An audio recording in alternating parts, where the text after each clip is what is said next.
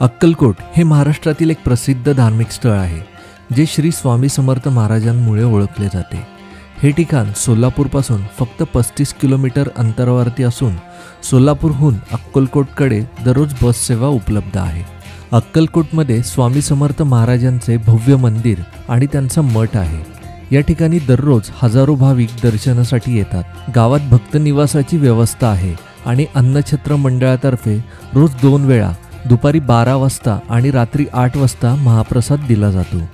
अक्कलकोट संस्थान आणि भोसले घराणं। अक्कलकोट हे पूर्वी एक संस्थान होतं। इथे भोसले घराण्याचे राजे होते।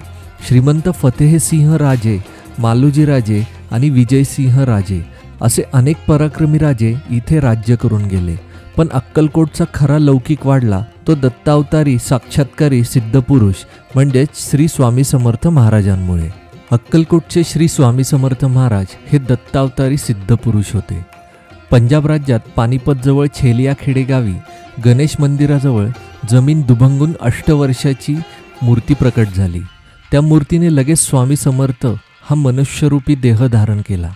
त्यानंतर त्यांनी कर्दळी वनात जाऊन 300 वर्ष तपश्चर्या केली। 300 वर्ष तप करताना त्यांच्या अंगावर वारूळ निर्माण झाले। एका लाकूड तोड्याने झाडं तोडताना त्याच्या कुऱ्हाडीचा घाव स्वामींच्या मांडीला लागला।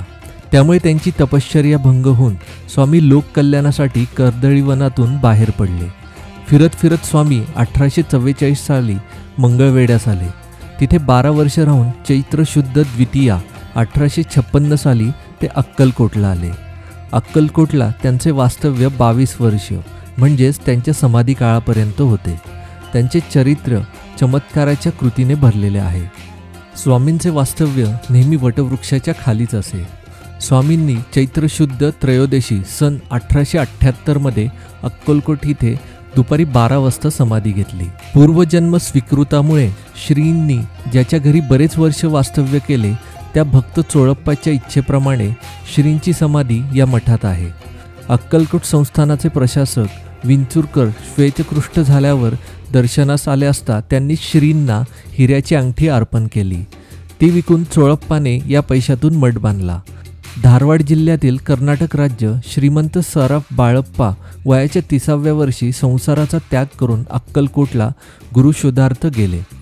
श्रींनी अनुग्रह देऊन आपल्या आत्मलिंग पादुका त्यांना देऊन मठ बांधण्यासाठी आज्ञा केली आणि म्हटले, माझ्या आत्मलिंग पादुका घेऊन त्यावर एखादा उत्तम मठ स्थापन कर। तिथे फुलझाडे लावून बाग तयार कर व ठरलेले वार्षिक उत्सव साजरे करीत जा, म्हणजे चांगले फळ मिळेल। त्यातून बाळप्पांनी मठ स्थापन केला व प्रसूत मठात समर्थांचा दंड, काठी, कंठमणी, माळ इत्यादी पवित्र वस्तू आता ठेवलेल्या आहेत। बाळप्पांनी श्री समाधिस्थ झाल्यानंतर भारतभर संचार करून शेवटी अक्कलकोटला स्वामी मठ स्थापन करून श्रींचा कीर्तिध्वज फडकविण्याचा मान मिळवला। त्यानंतर त्यांचे शिष्य गंगाधर महाराज व गजानन महाराज यांनी ती धुरा वाहून नेली।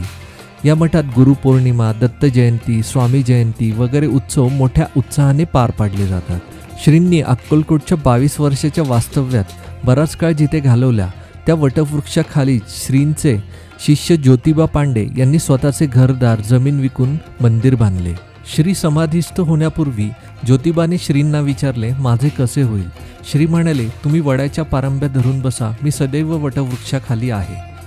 श्रींच्या हयातीत ज्योतिबाने 15 वर्ष व समाधीनंतर 41 वर्ष अनन्य भावाने सेवा केली। आज मंदिराच्या समोरच्या सभागृहात श्रींची मूर्ती असून त्यांचे शिष्य ज्योतिबा यांची उभी मूर्ती आहे। अशी ही गुरुशिष्यांची जोडी आहे।